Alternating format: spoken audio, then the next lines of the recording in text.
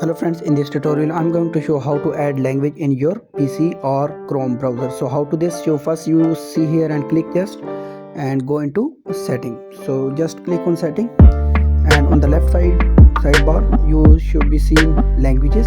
Just click on language.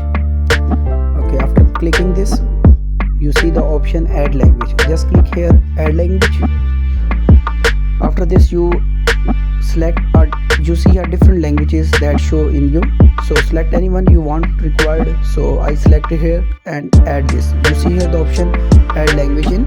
So how to remove it so easily? So you see here the option, so just click here and then option remove. In this way you easily remove it.